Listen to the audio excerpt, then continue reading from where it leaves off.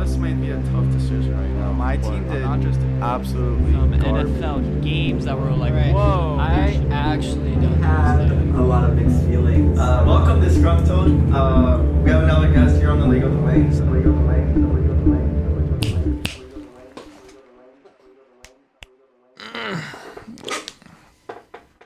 Wow, is this good? Wow. Yeah, make sure the logo's kind of hard to see because like the phone thing.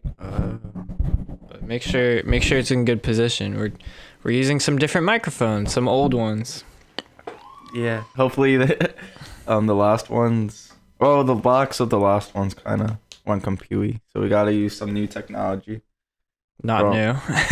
Some ancient technology from the way past. We had to go digging for these in our backyard to find them actually. Yeah, that's a lie.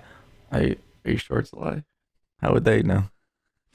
Anyways, we are coming at you with a real new episode of League of the Wings. But a different sitting position. Yeah, I'm over here now. This is the first time ever. I've never been on this side of the room. Ever. It's weird. He drew a line in the room and I was that like, goes down here, and he's only been on this side. Yeah, and I was like, I'm never gonna. And the door's right here, so I was stuck on this side the whole time. Like, I haven't left this room in weeks because he drew that line, and now I'm just here. Yeah. But jokes aside, we like to joke on this podcast. We are going to go over some of our predictions from last week. I think we should like start advertising this podcast to bettors, people who like to do sports bets, because we did a really great job this week. Both had 11 correct predictions of the 16 games, NFL games. 5 were wrong, but they're not our fault. Yeah. It was rigged. Yeah, we'll get into those right now. So yeah, there was a Thursday night game that was highly anticipated because you had the two bandwagon teams, as I mentioned last week, playing against each other.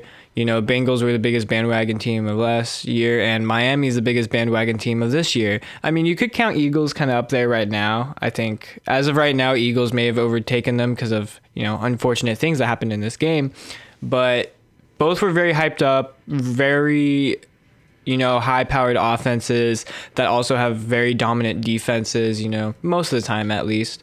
And it was supposed to be just like a very high-octane battle against a lot of young players, especially that are up and coming or, you know, already there. Like when you think of Jamar Chase, how much more popular can you get at this point? But I still thought it was a good game, all things considered, but we did have the Tua Tagovailoa situation, which Caleb will inform you about. Yeah.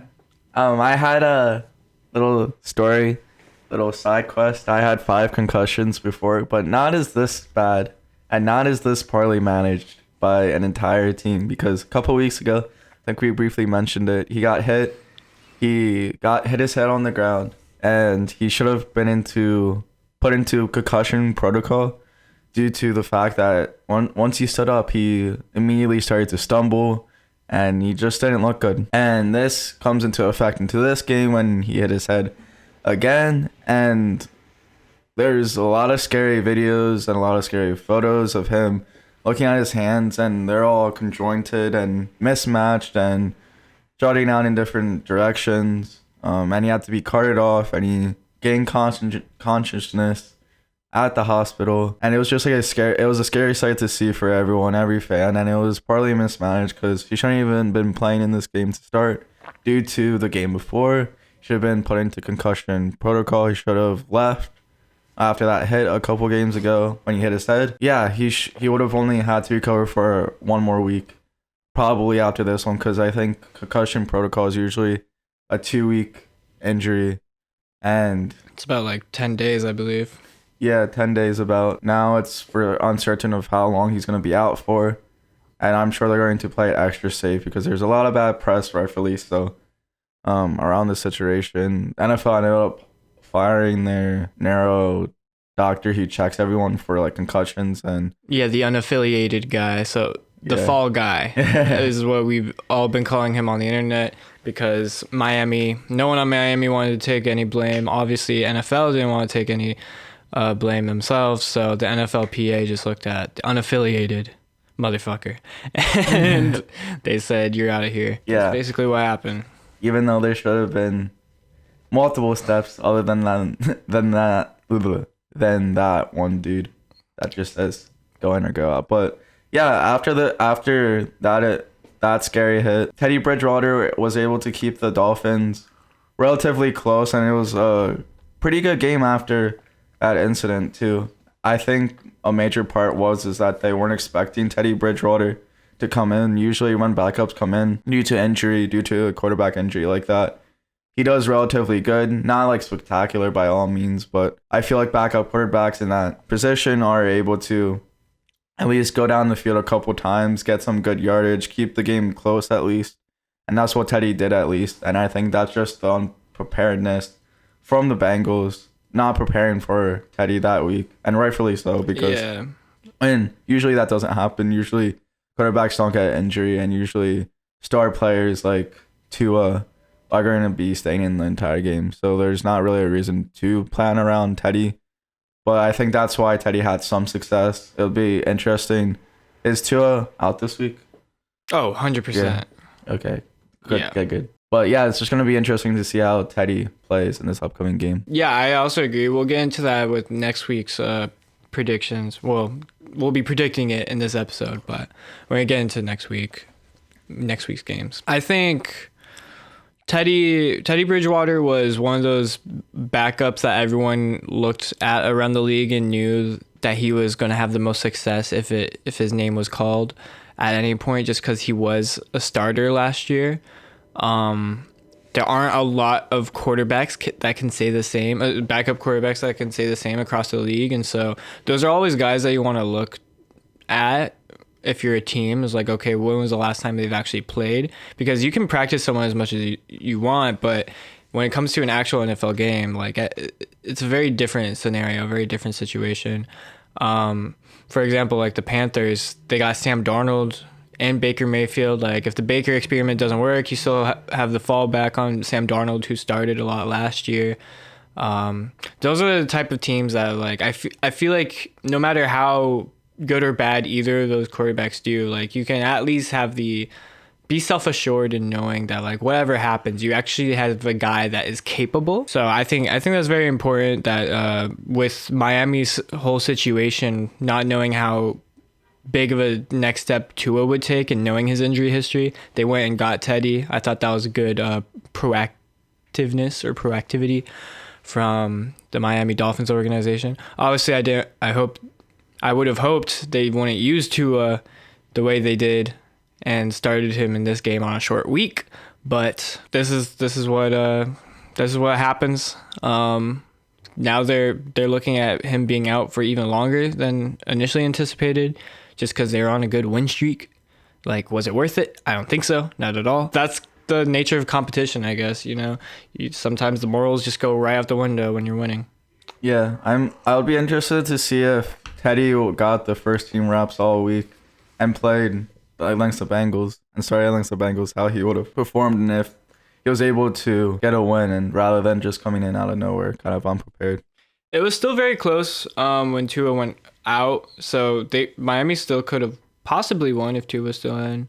But I think Bengals were still looking very good regardless, and they were also just in general looking good against a really great Miami defense. So at that point, I was like, okay, I think Bengals got this. And I did predict the Bengals. Mm-hmm. Obviously didn't win it in the way I would have liked, but still got that one right.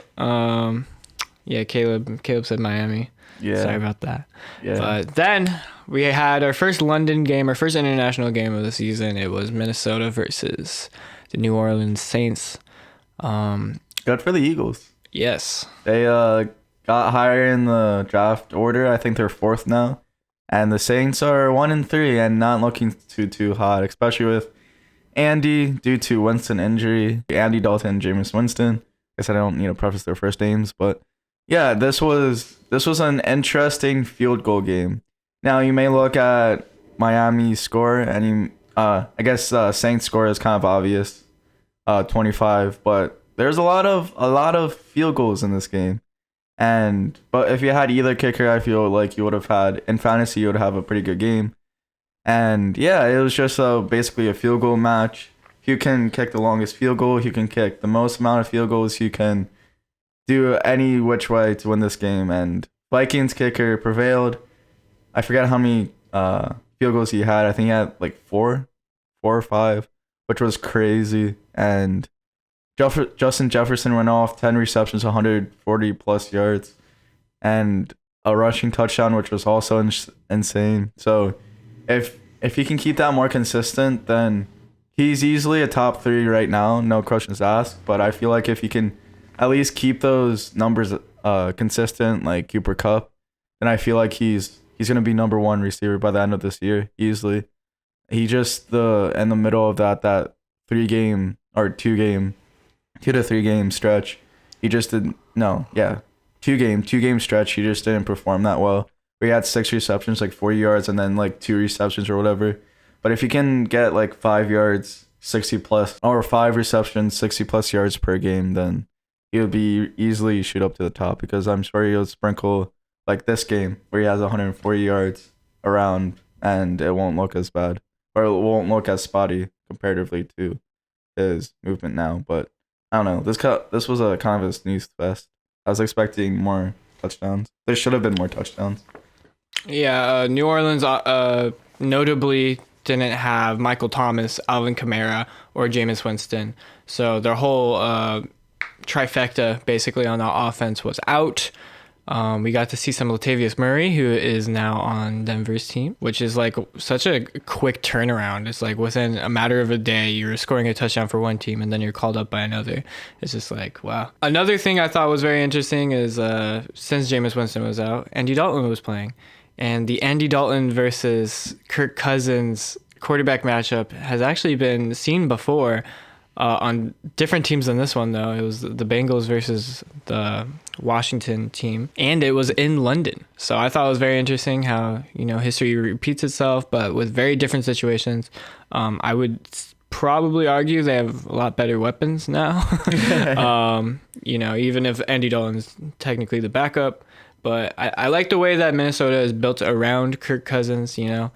A lot of people may argue that he's just like mid and, they could do better. But it is very hard to find that quarterback that takes the step up from mid to elite. Nothing's ever guaranteed in this league. Even if you spend the first overall draft pick, you never know how that person's going to turn out. We've seen it time and time again. Baker Mayfield's one example. Mm-hmm. I think Kirk Cousins does deserve a little bit more credit than he's gotten. Minnesota's 3-1 right now. It always has to come down to coaching as well, the weapons that are put around you, your O-line. But also, as we've seen against like the Eagles, also depends on Kirk Cousins to just, be a veteran, lead the team, do the smart things, just don't play dumb. Because whenever Kirk Cousins doesn't play dumb, they look pretty good. They look as good as basically you saw in London. So yeah, I agree. Very interesting matchup too. Crazy how history repeats itself in that way. Yeah. So next game we can talk about Atlanta versus the Browns. I thought Atlanta would win this, and so did you. Mm-hmm. I think we were both expecting it to be close, and it was. But it was very weird because Mariota actually had like a really bad game, and Cordarrelle Patterson got injured, and now he's on IR. And so it came down to like a lot of backups just basically doing their job, and the defense just shutting a really efficient Browns offense down, which I was not expecting. I thought, the Atlanta pass catchers would carry this game, and Kyle Pitts and Drake London and even Cordarrelle. But it didn't come down to that. And I thought, that's a really good sign for this Atlanta team to show that they are multidimensional. Because, the Browns have shown that they can run the ball. They have good defense. Jacoby Brissett can get it done when he needs to. Nick Chubb had another good game. It's not like they shut him down completely. They just, managed to hold, be a brick wall when they needed to be in the red zone. So, yeah, I think it was a very impressive performance from Atlanta, all things considered. We had very low expectations of them to start the year. And now they're 2-2. And it's just like, okay. You know what? Being .500 is not a bad look for this team that we all expected, be around 3, 4, 5 wins. Yeah. especially not this high of a start. And the games that they did lose were very close as well. And this is a really decent team that's turning out and a lot of potential next couple of years. And I'm excited to see how this offense turn around and this defense especially, because that's kind of been their weakest spot for the past few years, especially during the Super Bowl run, the 28-3. There's a reason why they blew a lead, and it wasn't Matt Ryan. It was partly Matt Ryan, but mostly not Matt Ryan. Mostly not, no. And yeah, it's just cool to see that they actually have somewhat of a competent defense now. And yeah, Cleveland looks bad one week, they look good another week, they look bad the next. They're a flippy-floppy team right now. Losing to the Jets and losing to the Falcons, but then winning the other two meaningless games that I forget who they won to. But yeah, it's just back and forth. A lot of back and forth. I think Browns will still end up with a winning record by the time the season's over. Even without Deshaun Watson, I feel like if you kept Jacoby going through the whole 17-game season, he could still get you those wins. The rest of the team is well structured. They were also missing Myles Garrett this game because of a really scary car crash that he was involved in. I believe it was after a practice. Still not sure what happened there. There are rumors and speculation about how Myles Garrett was involved in that and if he, maybe even caused it. But in the meantime, it's still a very scary thing for him to have gotten injured no matter what happened. And do wish him a speedy recovery because he's also just a very important part of this team and a very fun player to watch. So been in the top 100 many of times, so he's a menace to the league in good ways. But Washington's just bad. That's simple as that. Dallas had their way with Washington. Cooper Rush has improved to 4-0 when he started. His career starts. But he's 3-0 this year, and he's off to a very hot start this year as well. Going 3-0 is pretty impressive, especially for a backup when Dak lost his first game. And now the question is, do you keep Cooper Rush in on that momentum, or do you start Dak? Because Dak is wanting to go in this upcoming Rams game. Do you sit Dak and just see what happens with Cooper Rush? With the Rams and just say, Dak, you need to rest another week. We don't want you to re-injure yourself. Just take it one more week and just kind of see what happens from there. If they do take that route, if Dak does decide to play, how well will Dak do against the Rams this coming week? This definitely push some buttons there and push his way to have Cooper Rush start, because 15-point lead, even though it is the Washington Commanders, 15-point lead or victory is definitely an accomplishment in this league, and dominating a team, no matter who it is pretty good. It's a pretty good start. Yeah, I think the defense deserves more credit than they have been getting. Obviously, it's fun to give Cooper Rush all the credit because it's crazy how successful he has been. He hasn't caused a turnover or anything in these 3 games as a backup, and he doesn't have the greatest weapons available to him right now. I think that was a main concern going into the season for the Cowboys. So even the O-line has drawn up some concerns too. So shout out to Cooper, but I still think that this defense might be the best in the league right now, all things considered. Micah Parsons has been doing his work. The secondary has been doing a great job. They remind me a lot of the 49ers. You can depend on the defense no matter what, even when the 49ers offense is kind of flip-floppy, as they kind of have been the past couple of years with Garoppolo and even Trey Lance, that is. You can always at least depend on the 49ers defense, at least make games close. And that's kind of what Dallas has been doing, except, they're also dominating at times. We saw a really convincing win against the Bengals and now a really convincing win against a very high-powered offense in Washington that, does not deserve to get slept on whatsoever. We saw what Wentz did that first game and even that second game, despite the loss. So I think people, need to give the Dallas defense more flowers. And as far as the Dak question, it's just obviously, you want to start him. But also, you have some assurance to know that you don't have to rush him back either. Like, Dak is obviously going to want to come back as soon as possible, but, you know, you have to talk to the doctors, all those things. Make sure he comes back at a time where he's really, really, like, the healthiest he can be within the time frame of this season. Also, you don't want to sit him too long because, you know, let's say the Cooper Rush experiment goes awry randomly all of a sudden, then Dak Prescott also hasn't played many games. He hasn't had that, you know, that muscle memory locked in, or just that game experience, that recent game experience. So then things could go awry there as well. So obviously you're going to want Dak Prescott sooner than later. And it's just good for team morale as well. Obviously it's a big boost.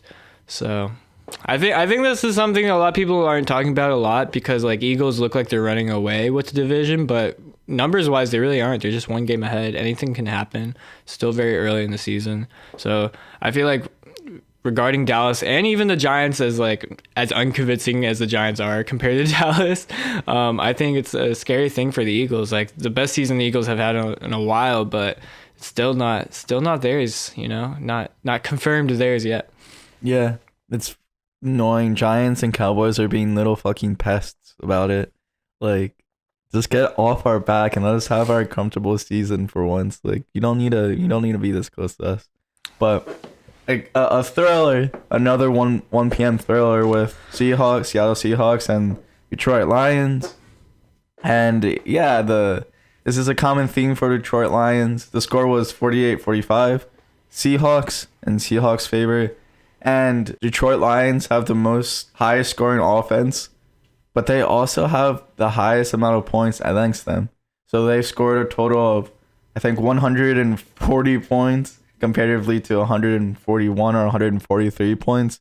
So they're averaging 30 points a game, but they're also averaging 30.5, just above 30 points against them. And it's just crazy to see that dilemma. And as you said it best, Titus, that's the most Detroit thing ever to happen. Mediocre. Yeah. I think it's just like, it's a product of their own success in some ways, because when an offense does that well and is that quick, then you're allowing the other offense to get back on the field sooner, and they're not having to sit to the side and feel that pressure too heavily. And that's kind of how like those shootouts kind of begin, is when like both offenses just like they have a pretty constant pace going for them. Whereas like if the Lions were, you know, winning in time of possession, I don't think they have been. It'd be a different story. I feel like there would be a lot more pressure on the other team to like try to speed things up more than they would like, but you know, they're still given a lot of clock because of how quick Detroit is able to score. So it's a very weird situation in the NFL. Is like sometimes you don't want to score that quick, as flashy and nice as it looks, because you also want good clock management. And then also, yeah, the defense is just kind of like lol. I've been watching a lot of clips of people doing like analysis of their film when they're on defense, and it's just like, yeah, the difference between this offensive coordinator and the defensive coordinator is just like night and day. Like, this offensive coordinator might get an NFL coaching job next season. Maybe to the Colts. I wouldn't mind. But this defensive coordinator, I don't think his job will exist in Detroit next year. And yeah, it hasn't been looking good for them. Just, this should not be happening whatsoever, especially with a team that, you know, not to flame Geno Smith. Geno Smith has been doing good, don't get me wrong, but it should not be looking this way. Because even Russell Wilson wouldn't have been able to make it look this way last season. You know what I mean? Like it shouldn't be looking this way just with the O-line, and I don't even think their running game is like that great. Rashad Penny's good, sure. They also got, you know, that secret weapon in Kenneth Walker. Don't know what he's capable of yet, but I don't think that O-line is necessarily like top in the league. Like, Detroit should be getting pressure there. Aiden Hutchinson should be getting pressure there. But we're not really seeing it, and it's kind of odd. Yeah, it is very odd, but an interesting dilemma to say the least in Detroit too. And the Seahawks, yeah, another interesting dilemma. Always seems like that offensive line is the issue. You would think a decade with Russ, they would be able to fix that after years of complaining on his end. And they just seem to regard that as the least valuable position on that team, which is sad because it's the most valuable position. And yeah, that offensive line, one good can carry you to a lot of games. One. Facts. And sad news, we got the Colts losing to the Tennessee Titans, 24-17. I flipped the score. My bad. I honestly am not that sad about this game. If I'm really being honest, it was disappointing because obviously this is a rivalry game. It's divisional. We haven't won a divisional game yet out of 3. We've played 3 already in 4 weeks, which scheduling is weird for us. This kind of happens to a lot of teams. Sometimes it's the beginning of the year, sometimes the end of the year, where they just stuff all the divisional games that matter into like one 5-game stretch. But it's whatever. You know, we should still be doing better than we are. So I'm not going to complain about that. But I'm honestly not that sad about this game because it's just like, it just feels right. Like, yeah, we would lose here. I think with everything that has been going on with the Colts, we just feel like one of those teams that are just not going to win the games we're supposed to win.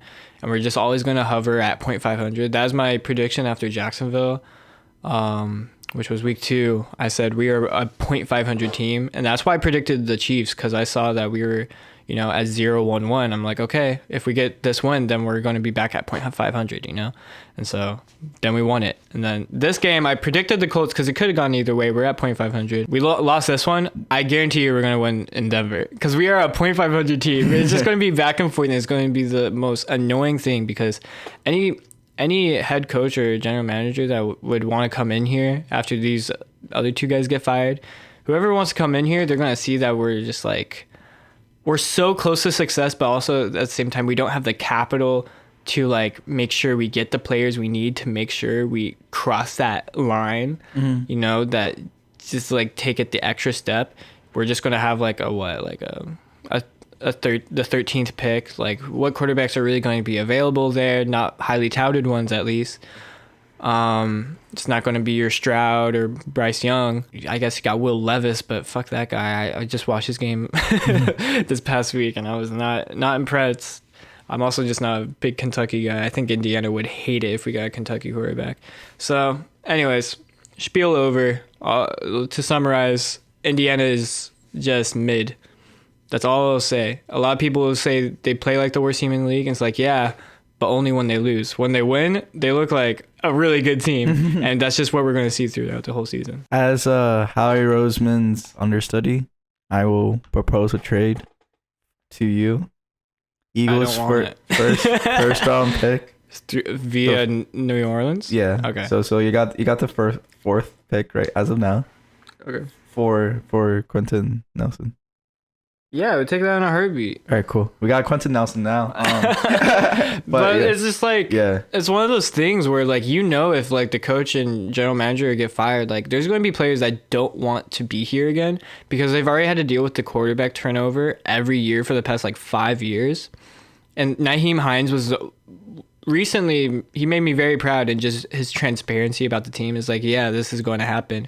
Look at Tennessee. They've had Ryan Tannehill basically my whole career. I haven't had the same quarterback at any point in a 2-year span. Obviously, oh shit, you have to restart the camera. I mean, you don't have to. So yeah, with Nyheim Hines, it's just like, he was talking about the quarterback turnover situation, and I think that is on both coaches because Reich was the one who wanted to bring in Wentz in the first place.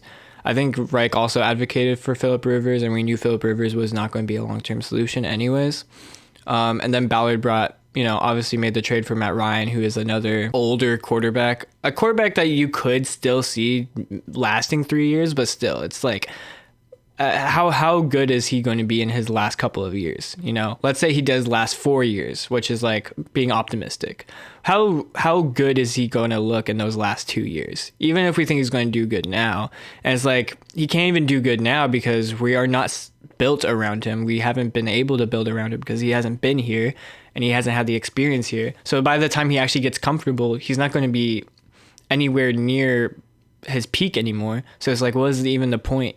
Like, are we even chasing a Super Bowl at this point, because it doesn't feel like it. And like I was very high on Matt Ryan to begin with because he looked good now, but then it's just kind of like looking at things through, rose-colored lenses. Is just like, is he really going to start off strong? And we've seen he hasn't started off strong, but I also walked into this organization expecting to have a good O-line around him.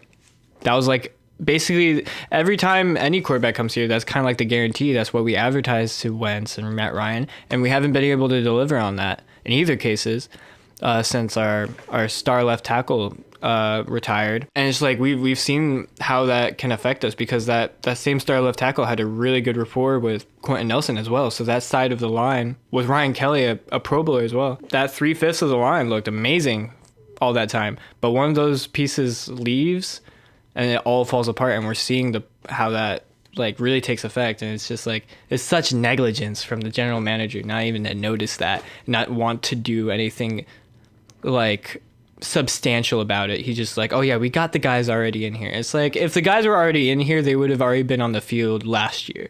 Yeah. You know what I mean? Like, you wouldn't have saved them for now. Like, what are you doing? You think you have like all these mystery wild cards that are just going to randomly pop off? We don't. Yeah. It's like, that's just the truth. And like, he has done some really good things this past year that I think he actually did fill in holes in ways that were like really good. Like, he brought in Stephon Gilmore. I did not expect that move whatsoever, but that was also because he had to trade away one of our younger cornerbacks for an edge rusher who, I don't think neither were elite, but at least the other guy was like someone we drafted. He was young, he could improve, and he would have been homegrown. I don't know how much longer Stephon Gilmore is going to be elite. Yeah, it could just be a year, 2 years, 3 years, half this year. It sounds good in the headlines. It sounds good for the fans up until, we play the first game, and then all of a sudden, we see why some of these moves can actually be bad things.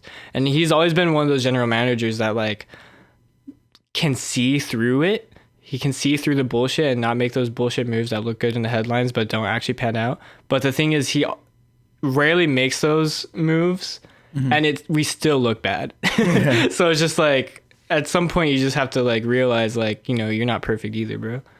Yeah. That's my whole spiel about Indianapolis. I agree. Oh, I wanted to say literally 2 seconds about the Detroit Lions, and then I'll give my little analysis about it. But Detroit Lions their offense reminds me of the Andy Reid offense when for the past like 3 or 4 years before Andy Reid left the Eagles, he with like Vic and McNabb, he was known for bombing in on the first play, getting a touchdown and scoring really quick, getting those like 70, 80-yard bombs and then scoring super fast, and then defense is scoring quickly. And I think that's why he was mediocre towards the end of his Eagles career, and then he figured out time management more, and that's why he was so successful with the Chiefs. But with the Colts situation, it's very frustrating watching, because like I know the pain of being that like mediocre kind of team. And it's very Indiana. Like, yeah. The Pacers have been that for decades now, and we're now figuring it out. Sorry to talk basketball, but we traded away all of our like pieces that like are supposed to be good, but they just never mesh together. Like we gave them like a year, they didn't pan out. We're like, okay, time to rebuild, time to absolutely just blow this shit up. They literally traded away all of our stars except Miles Turner, and they're still looking to trade Miles Turner. And now we have all these new stars that are young, and they can build that rapport as they grow. And like, that's the way team building should be, not just like all these Band-Aid fixes that the Pacers were trying to do and now the Colts are trying to do. It's just like, at some point you're going to need to get a young quarterback that you can build around. That is just like the foundation for all teams. It's been very rare where that hasn't worked.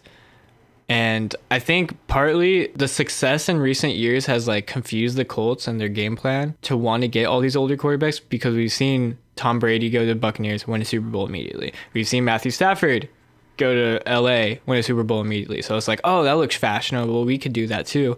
But I don't think we're set up in the same way. Like, I don't think we have the same weapons or protection as we felt like we once did. Like, we lost T.Y. Hilton now. We have Michael Pittman, but he's still young and unproven. I don't know. I just feel like we think we thought that we were a team that could do what the Rams and Bucks did, but we're not. We just simply weren't set up that way, and so now we're facing the consequences. And even the Broncos with Peyton Manning a few years ago too. That was almost a decade ago. Yeah, but I mean that still took a year. Yeah. But it's just that phenomenon of getting like an older QB just to at least get a Super Bowl in their time span, or at least look good enough, because that first year he broke shit tons of records and brought them to a Super Bowl at least.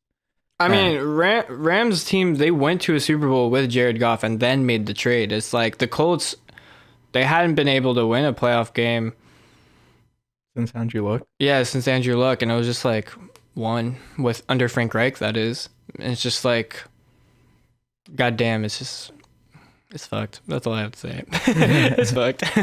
They should know better too, because they drafted Andrew Luck, and look how good that went for them. And you would think that they would try to replicate that. Yeah, because they had all these pieces around Andrew Luck. They were young. You got, Shaquille Leonard, Naheem Hines, everyone. You had all these pieces that were built around Andrew Luck, and you're like, okay, this is a young team that can really make moves. And then Andrew Luck has that retirement, and it's like, fuck, that changes your whole game plan. You don't have the resources to go get another young quarterback anymore, so you just Band-Aid fixes all the way through. But I mean, that should have, after the Phillip Rivers experiment didn't work, we should have stopped and been like, okay, we can't do this anymore.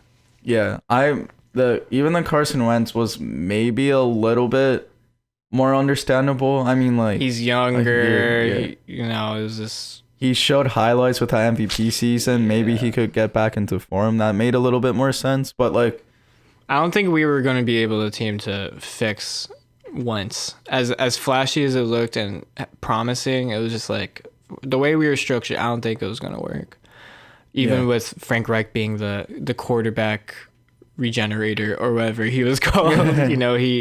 He made Phillip Rivers look really great in his last year. I do agree with that. And made Wentz not as turnover prone, still had some better turnovers, but overall his TD to interception ratio was pretty good. Yeah, it's just after Carson Wentz, you just need to stop.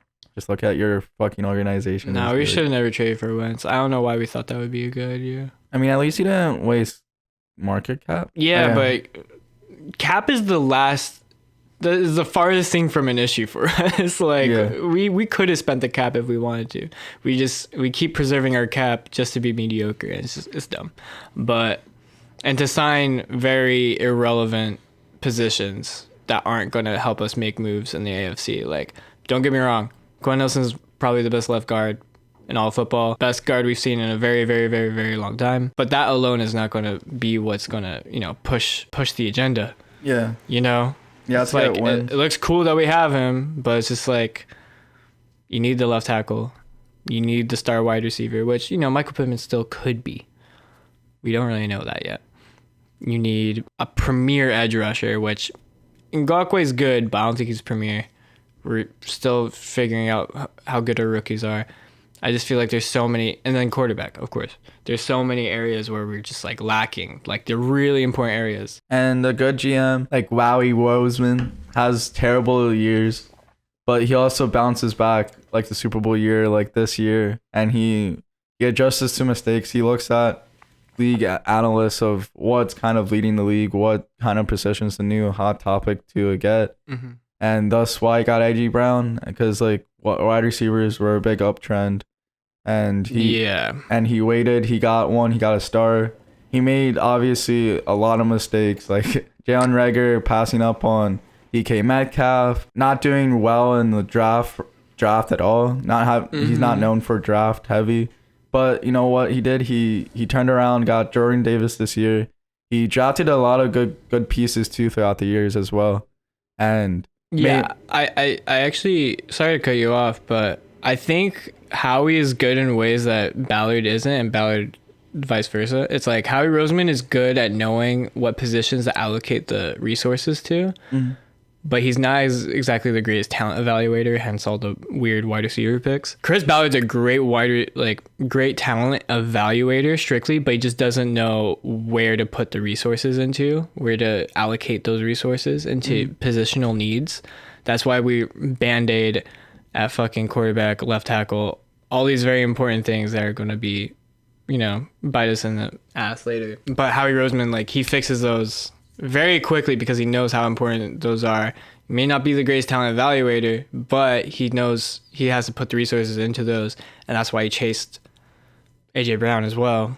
I think that's important. And maybe that year with the whole Carson Wentz year wasn't as bad as we originally thought. Maybe that was his whole plan to kind of, I think you said this first, but to test Carson Wentz's button. Maybe that was the case. I like that theory a lot more than he just did bad and just was a terrible situation. I think it was still a terrible situation nonetheless, or a bad situation. All your O-line was injured, right? Yeah. I think that was just the main thing. Yeah. Like, Wentz obviously also had some really bad play.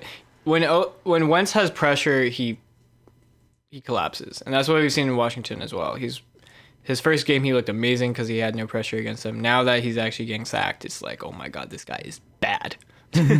He's not calm and collected when it comes down to that. Yeah, I guess even more like before that year as well, like drafting Jalen Hurts and having him in the background and always like looming. I guess, yeah, and then doing like little things like that, and then with the whole Doug Peterson situation, but very, very, Mike, the Colts GM and Eagles GM is interesting to see the dynamic there and how they run their teams. But two shithole of a teams, Giants versus Chicago Bears. Giants won this game 20-12, and they're somehow 3-1. I don't understand. I don't want them to I don't be. get either. I mean, Chicago's a good defense too. Daniel Jones got injured at some point. I guess it was Saquon Barkley. I don't really know what it was. Like, I guess Chicago's offense is just really that dysfunctional. Definitely the worst offense in the entire league. By far. Just like weapons. Like, who do they have? No one. I mean, they didn't have David Montgomery either. It's just like, I feel for Justin Fields, man. And I also feel for the coach as well, Eberflus, because he is also a former Colt. I think, like, what can Eberflus do in one offseason to try and give Justin Fields the pieces? It's like, there's not much. So it's just kind of fucked. Justin Fields had 174 yards and 471 total yards this year. That's 20 attempts does he have? But yeah, it's just not looking good whatsoever. Hey, this game, he had 22 attempts. That's like half of what he had through 3 games. But he's breaking records in the wrong ways. And yeah, there's not much to say other than fuck the Giants. And I guess that a Giants 3-1 makes more sense comparatively to a Chicago Bears 3-1. So. Oh yeah, absolutely. Giants should not have won this game. Like, if Chicago was just a little bit more functional, they would have won it. Giants were lacking in some key positions, so it's nice to get that win. It's very refreshing. To win a game you're really not supposed to. Anyways, Philadelphia, Jacksonville. Go Birds. Yeah, would you like to talk about this one? I watched it. Don't get me wrong. I think Jacksonville should have won this by all means, just from the way it started. Just looking at that alone, you're not going to get a quarterback who fumbles 4 times to bail you out most of the time. Four fumbles is like, that's a lot. And I can't even say that was all Eagles' force. I feel like at least 2 of them were just Trevor Lawrence being Trevor Lawrence. Not to say Trevor Lawrence is bad, but he's also, still young, still improving. So I think Philadelphia kind of got bailed out. They also were very good, improved in areas that they weren't very good in earlier, like, second half points, getting those scoring in the second half. And also their defense clutched up. They didn't let, like a Lions-esque type game happen where they start to sneak up on you all of a sudden. They clutched up for sure, don't get me wrong, but I think that Philadelphia got a little bailed out. Eagles are a scary team. They're a scary team. And yeah, sure, a couple of plays went our way.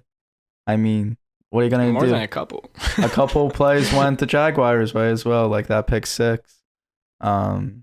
Like just blown coverages, like all the injuries the Eagles had we had Avonte Maddox, Darius Layout, Mulatto went out, Darius or Devontae Smith went out for a little bit, and Jalen Hurts was not playing good at all. But you know what we did? We adjusted. We did not play good in the first quarter at all. We're not known for playing good in the first quarter at all. And we made adjustments, and we decided just to run the ball. And it was a rainy day for both of us, or for both teams. And Jalen Hurts and the Eagles had more of ball control, and that's what won us the game. And yeah, the defense is looking really strong. Yeah, sure, a couple fumbles went our way, but there was a couple strip sacks there, forced fumbles by Hassan Reddick. He's the first guy since Jared Allen in 2004 to have 2 fumble recoveries, 2 forced fumbles, 2 sacks. And it's just crazy. And this defense just keeps proving, and people are just going to keep making excuses. Oh, it's primetime Kirk. Oh, it's Carson Wentz. Oh, it's Trevor Lawrence. But, we stay consistent, and we're beating bad teams like we're supposed to. Yeah, for sure. And yeah, the Eagles are 4-0. They're 4-0 for a reason. And all football, a lot of it for good teams too, are about what goes your way and what not. Yeah. What doesn't go your way. And this game, things went our way. We came back from 14-0. Our running offense definitely supported us this game. Miles Sanders over 130 yards, career game for him, 2 touchdowns. Jalen Hurts a touchdown. Kenneth Gainwell a touchdown. We adapted. We actually took time of possession and actually slowed down our game a little bit, able to come back.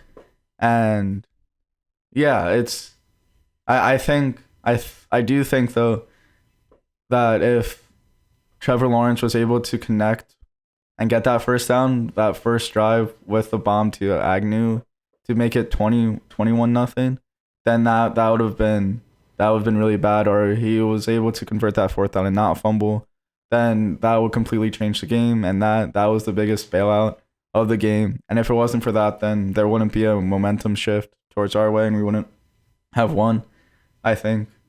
We did get really lucky there. But, teams, a lot of Super Bowl teams have a lot of games.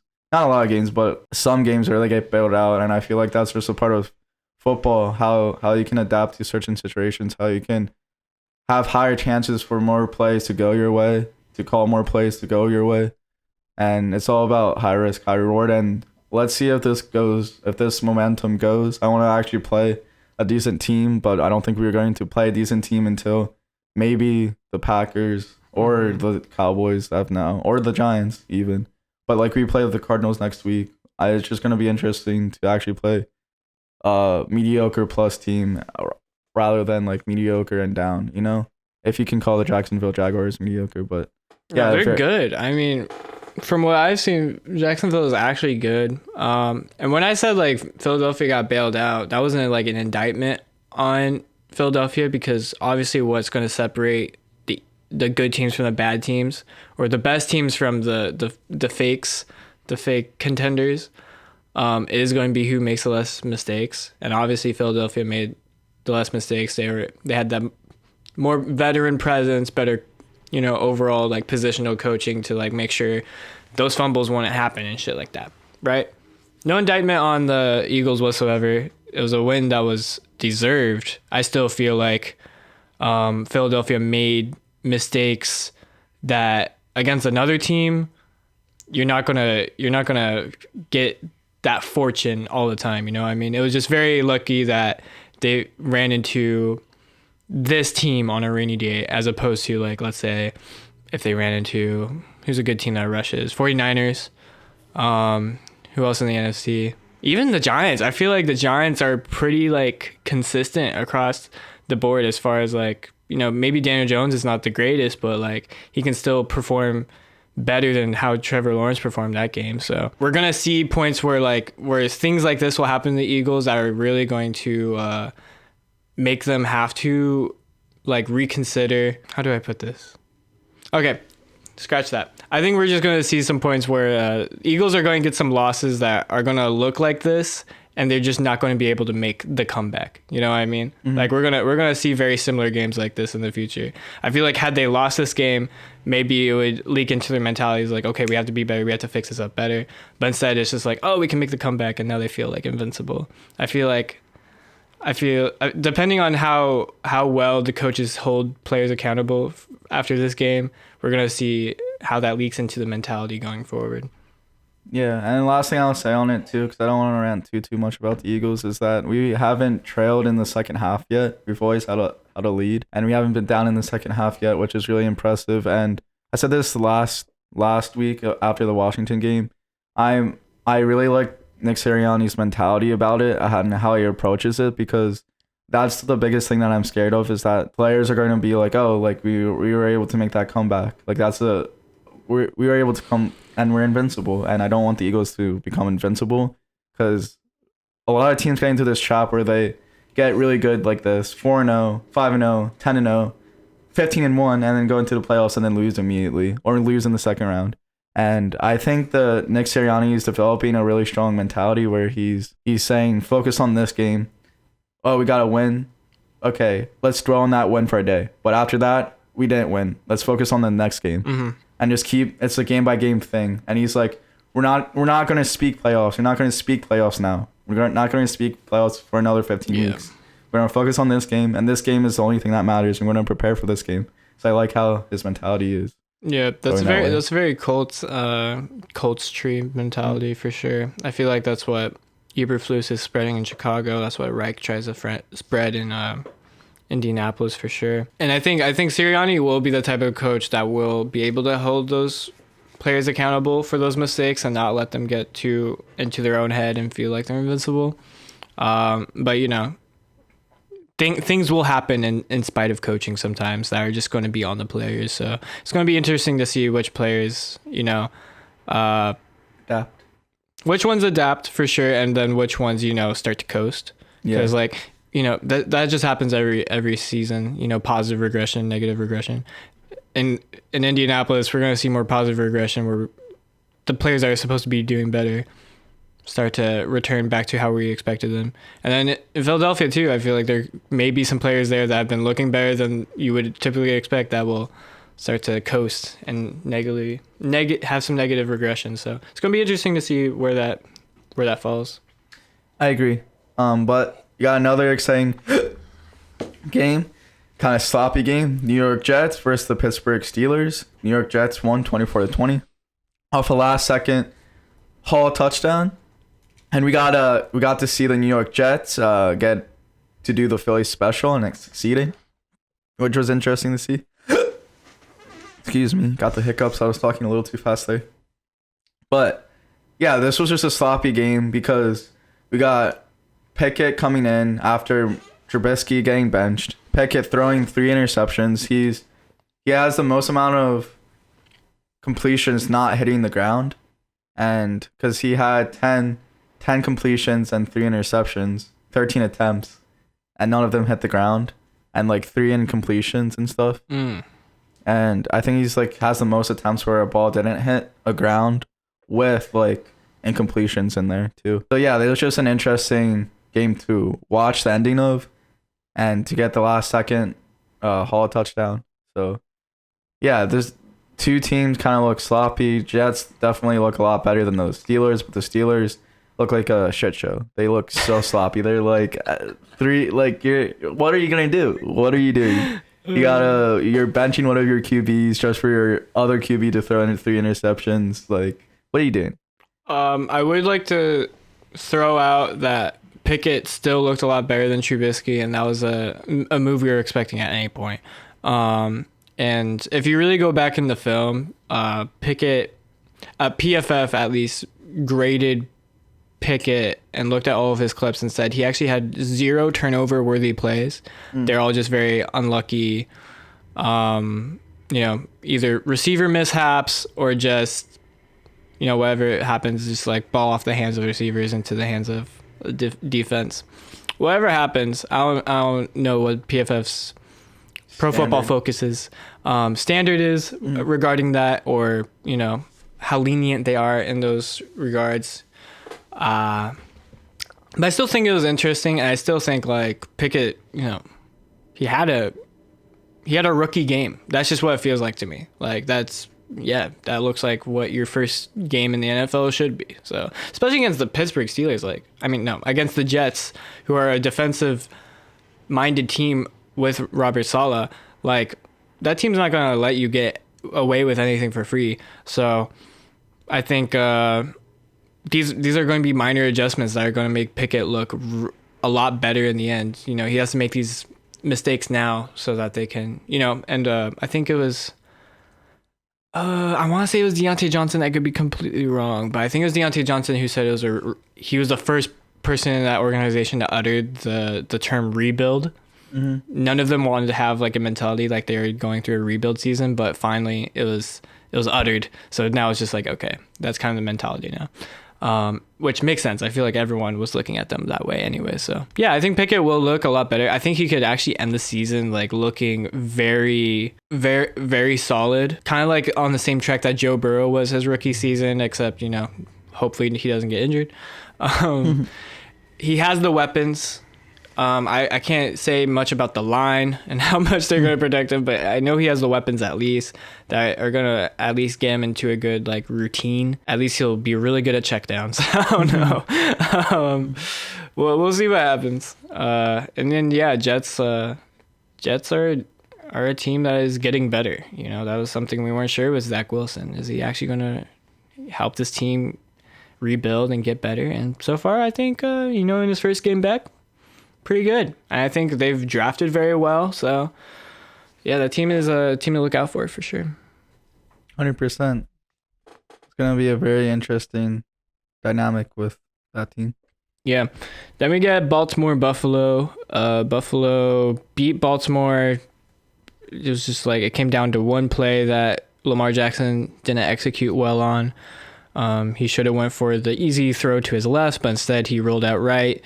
Try to make a throw happen that just wasn't going to happen when you got Jordan Poyer there, who now has the most interceptions in the NFL. He should have just gotten the easy one to the receiver that was standing on the goal line with literally no coverage directly on him. He probably had 5 yards of separation.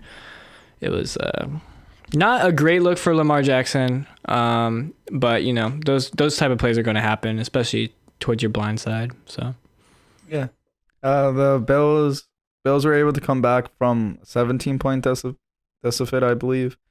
And yeah, it definitely was looking like a disaster for the Bills, starting off to not so hot of a streak. But then they closed it out and made defensive, offensive plays.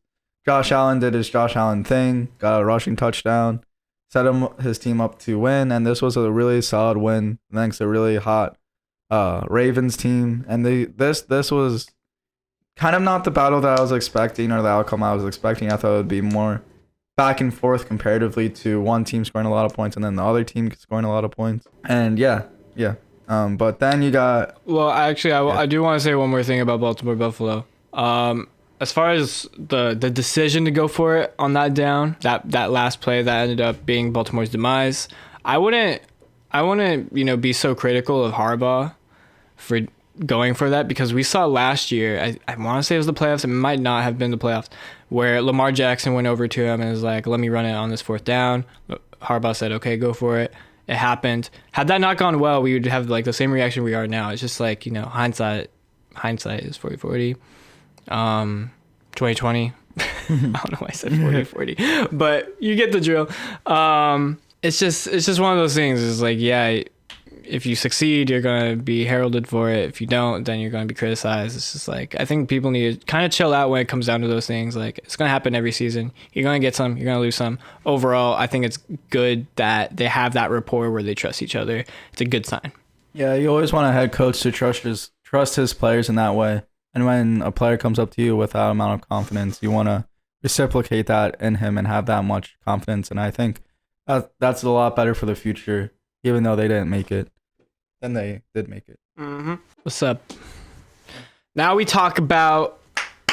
Oh, yeah. We got Houston Chargers. Yeah, that is the team that destroyed the Houston Texans as they should have destroyed them. This is how we expected the game to go. A dominant performance by the Chargers, a dominant performance by Austin Eckler. I think he got 2 total touchdowns, 2 or 3. I'm pretty sure it's 2. Pretty good in fantasy. and that's the only reason why I was keeping track of his stats.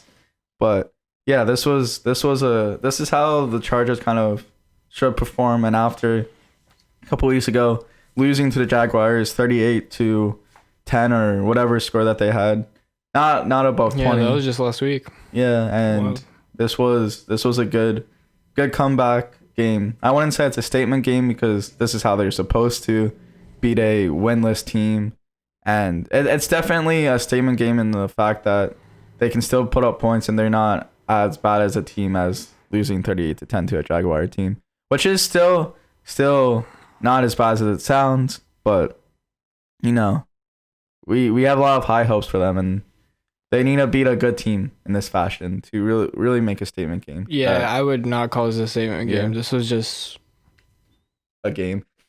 Yeah, I don't know. Like, Houston's offense is a lot better than we give them credit for. And I would have hoped that the Chargers could have limited them a little bit more than 24.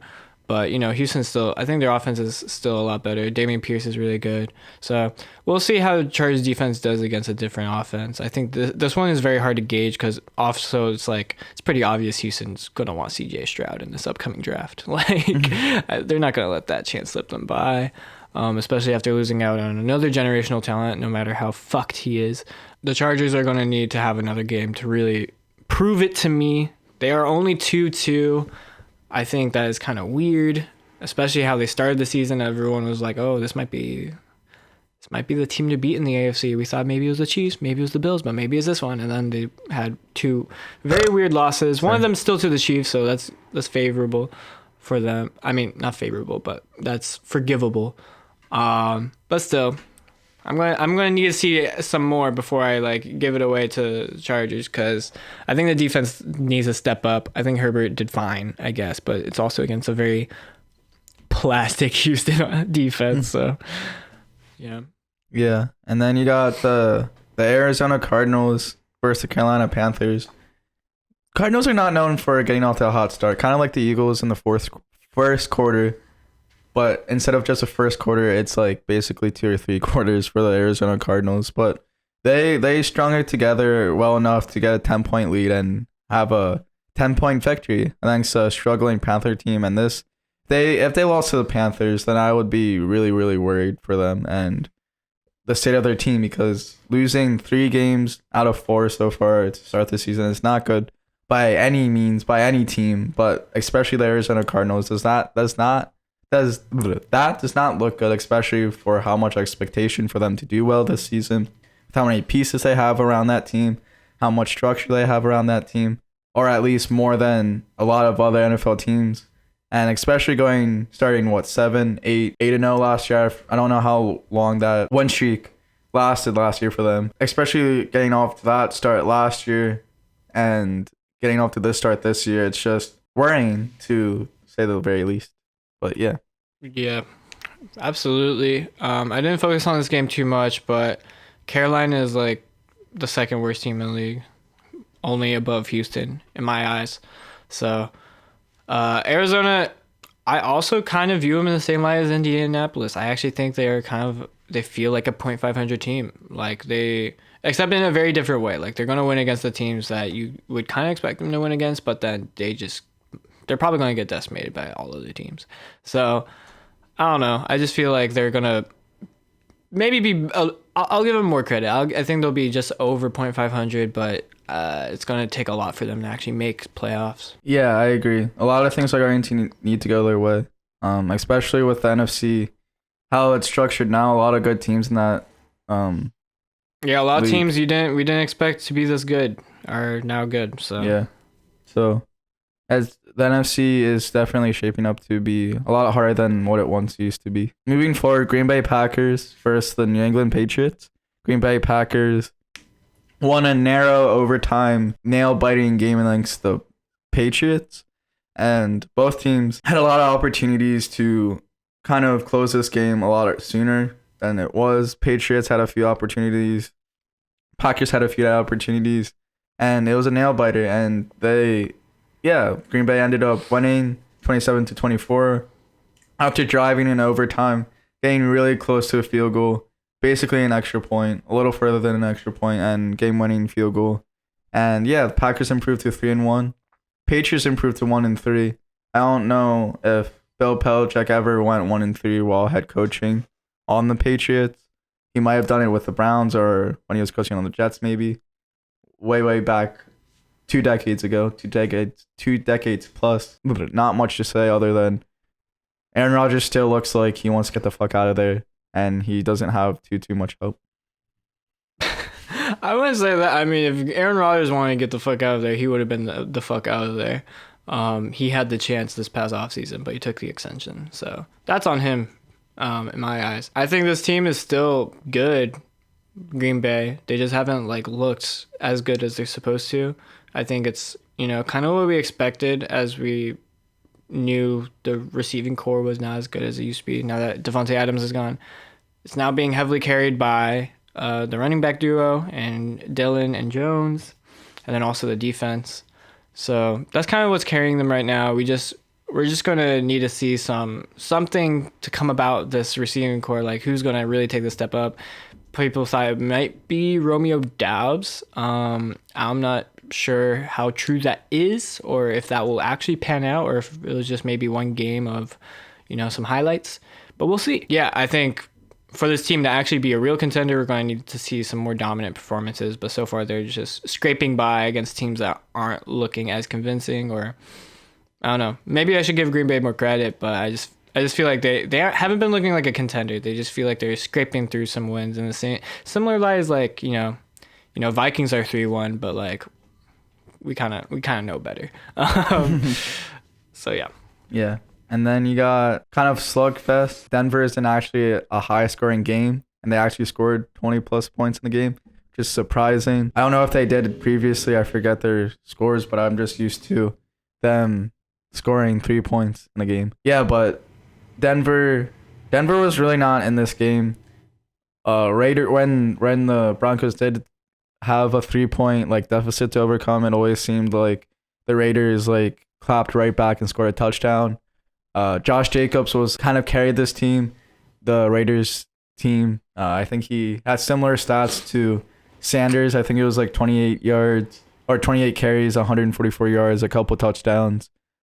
He really carried that offense, and I feel bad for Devontae Adams. Give that man, he deserves so much better. He's such a good receiver. He just doesn't deserve what he's getting in Las Vegas. Absolutely. Yeah, I think both of these teams are due for to hit their stride, I guess you could say, because both of them have new coaches that have been underwhelming to start, but that can happen to a lot of coaches. I feel like these things happen. It's kind of the way I put it. Denver's gonna hit their stride eventually, and I feel like honestly they already have. It's just random things keep happening to them that just kind of put them a little bit behind. That makes it feel okay, they're not getting into their momentum. For example, I feel like their 49ers win was actually pretty good. Obviously not everything you would like to see, but now you have Javonte Williams out, and that's going to put them behind a little bit. But before that, I actually felt like the running game was going pretty well. It's just then you hit that Melvin Gordon fumble 6, and it's just okay, now it feels like they don't have the momentum anymore. And so it's just they need those very little things to go their way, and just not to have this obvious injury bug. So that's another hurdle they're going to have to get over before they really get back on track. But I think Denver can still be a playoff team that could even win a playoff game. It's just there's going to be some growing pains, because we saw what a team they were last year. I think they only had one primetime game last year. NFL knew this is not a team to watch. Just plugging in a new quarterback is not going to be the automatic fix. You know what I mean? Yeah. So it's just there's going to be some growing pains, because they weren't the shit last year. You know what I mean? Things will have to develop. And then on the Raiders side, they were a team that made the playoffs last year. They did look really good with Derek Carr. Plugging in Devontae Adams, hasn't panned out. Plugging in Josh McDaniels hasn't panned out. Why is this? I think it's just another thing. It's growing pains. They have a new defensive coordinator, by the way. I think those things are going to happen. Both teams are going to be fine in the long run, I feel. Yeah, I agree. And the Broncos have yet to score over 20 points, which I would not even. I would be so miserable. It's gonna be. It's not even gonna reach double digits Thursday Night Football. That's what I'm gonna say. It's so sad. It's so miserable. Like I would not want to watch a team that can't put 20 plus points on the board. But maybe Murray would be the savior that they need and deserve. Latavius Murray. Yeah. I don't know, man. That guy Boone was doing some things. I was like, okay, I like this guy. I think Boone will be more of like a kind of Javonte Williams type, where he's actually going to be on the field more for receiving snaps. Whereas Latavius Murray will be definitely like that goal line back that they're just going to give it to you and let him force his way through. That's going to be fun to watch. I honestly think it'll be fun. Obviously, I would prefer to see Javonte Williams. He seems like he could definitely be a star in this league.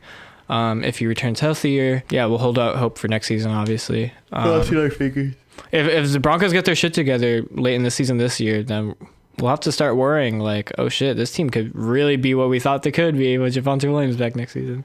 It could be a similar thing to like when Peyton Manning got there as well. Like that first season, like they were good, but there's nothing to like go crazy over. And then they started record breaking that second season. So I think that'll be the season they hit their real stride. Yeah, growing pains for now. Anyways, Kansas City, Tampa Bay, very high scoring game.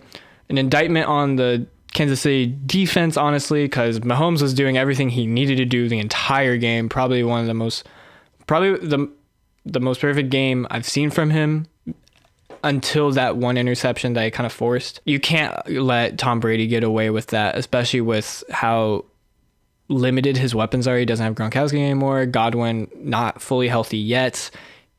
He was taken out of the game. Yeah, all those other things. I feel like you gotta get your shit together. I mean, they limited the run, I guess, but at the same time, Tom Brady wasn't really wanting to run the ball when they were down that bad. He wanted to pass. So, when you know Tom Brady's going to want to pass, like you got to be able to limit them a little bit better. They should not have had 31 points scored on them when the offense was carrying so hard. Yeah. Yeah. I think this was actually a good game for Tampa Bay. Probably the best game they've had all season. Like, I know they've already had 2 wins, but like still, I wasn't very convinced in those 2 wins. And their loss against Green Bay was just like, yikes. So to actually see them like do this well, I mean, obviously their defense shouldn't be taking 41 points either, but I mean, signs of life from their offense at least, because their defense was the bright light earlier. So now we see bright light from the offense. Put those 2 things together, they can be a Super Bowl team again, but we'll have to see those 2 things actually mesh first before we can really jump to that conclusion. I agree, and it looks like Tom Brady actually hates his job now, because I saw like a lot of memes where like he's heading into the locker room and he just looks so miserable, and like he's like starting to look like more of an old man more and more. Like he's actually starting to age, and it's funny, all the memes coming from it. It's like, bro, just should have just stayed in retirement. Like, what was the point of coming back this year if you're just going to be miserable, you know? Mm-hmm. Yeah, and then finally we had San Francisco, LA, a great rivalry game that, you know, Rams didn't score that much, but I still think it was a pretty fun matchup regardless, just like defenses and all that. A lot of stars on defense. And, you know, also a lot of stars on offense, even if, you know, there wasn't a lot of scoring going on by the offenses. You have to remember one of these touchdowns was by the defense. So overall, we only had 2 touchdowns? Yeah, that's pretty wild. But I mean, I still thought it was a fun matchup regardless. Like, I always get excited to see these teams. I was very excited to see them in the playoffs as well, because that meant we had 3 of those matchups in one season.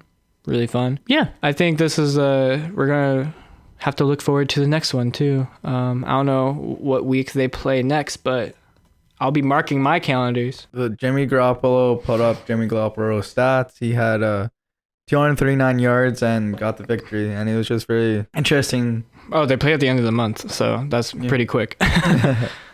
Yeah, but yeah, this was just another Jimmy performance. I don't really know much else to say. Deebo Samuel was doing Deebo Samuel stuff with that long touchdown. He literally made half the team Rams defense like miss.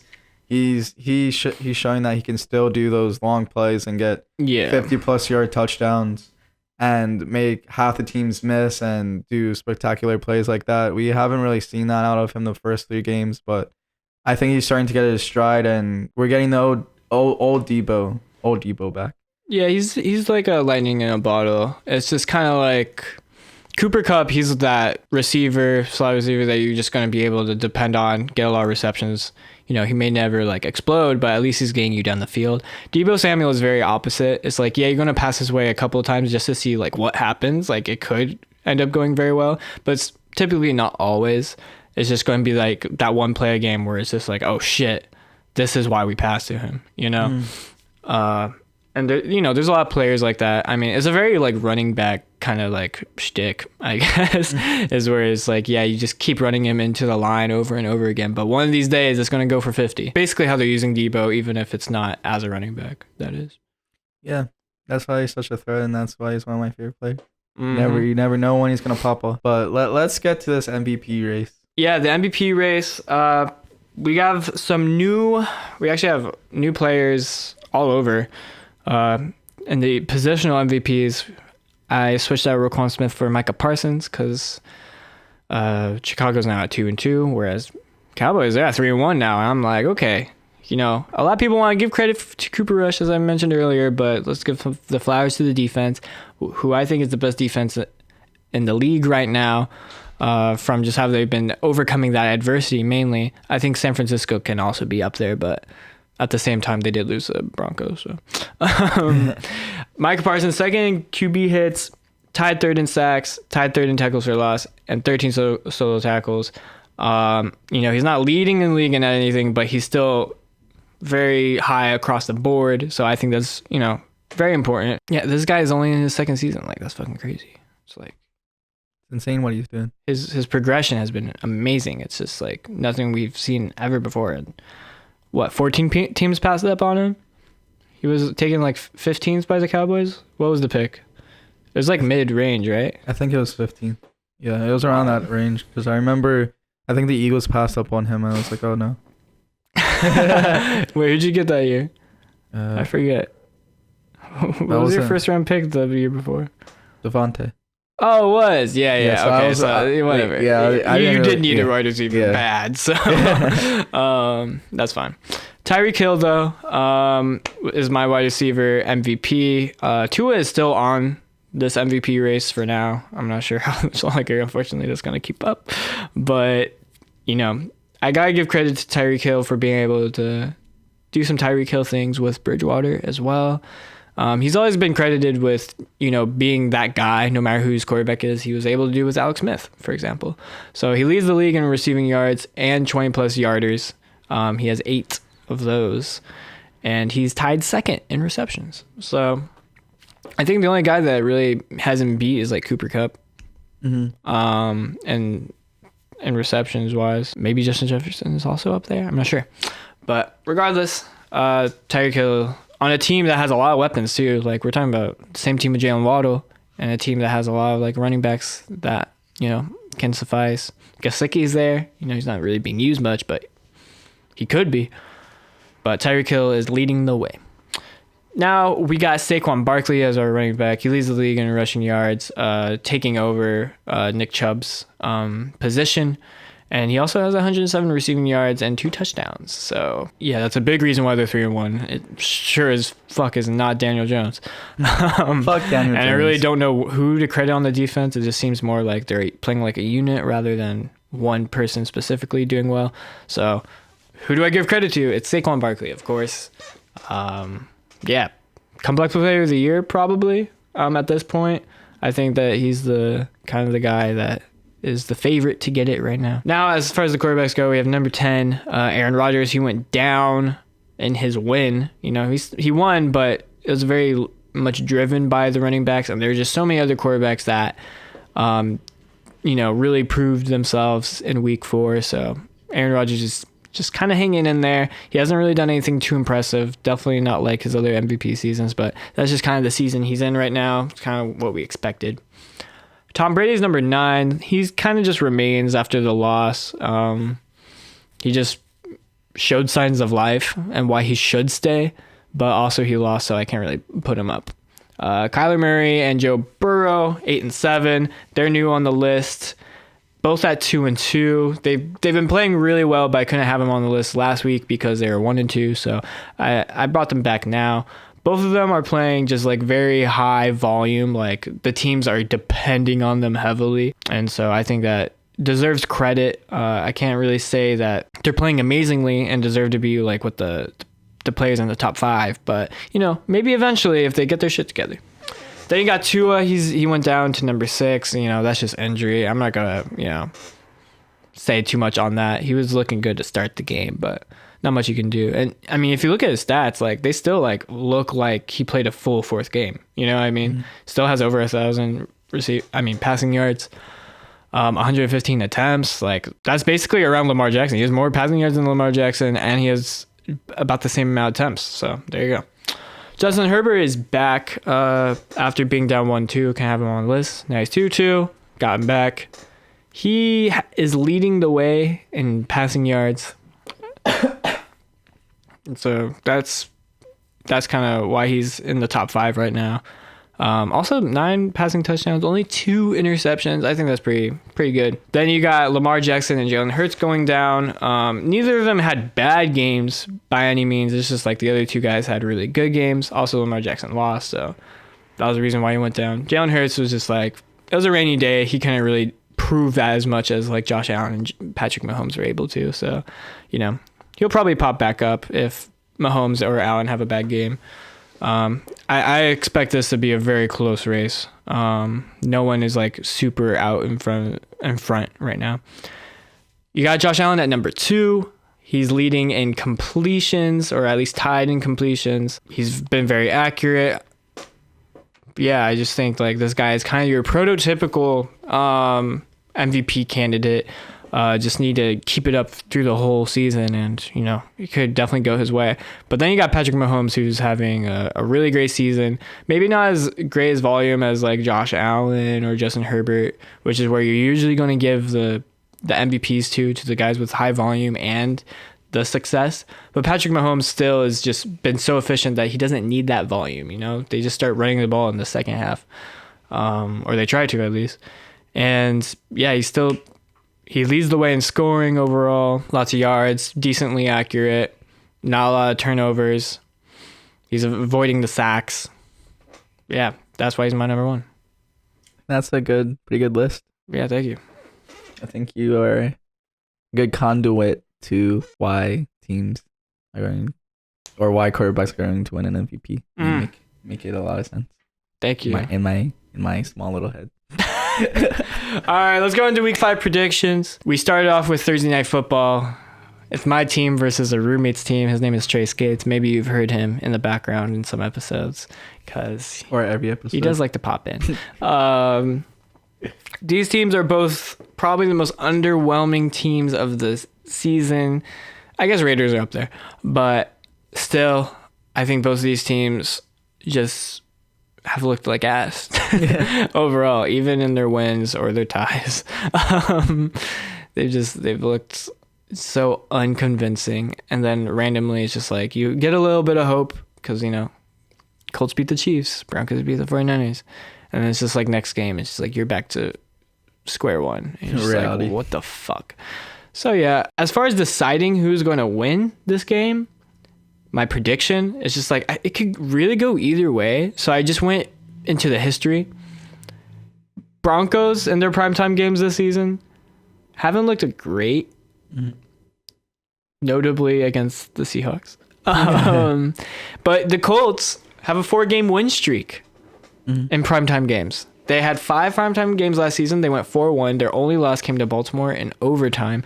They still looked really great that game. It was probably once his best game. It just really came down to our kicker being injured and not being capable of hitting a field goal because he was injured. And we had to bring in another guy to try and do a field goal to win the game. Did not go the way we wanted. Lamar Jackson did Lamar Jackson things. Could have easily won that game had that minor inconvenience gone our way. So yeah, I think the Colts just have the history there. They got the streak going for them, as bad as they are this season. So I got the Colts winning. I also got the Colts winning. This was a coin flip. I don't, even with a coin flip, I wouldn't even know, because like both such low scoring teams. Like it's yeah, I feel like it's gonna be like a 6-3 kind of game where the Colts win on a last second field goal, and everyone's just like, why? Why did we sit around and watch that?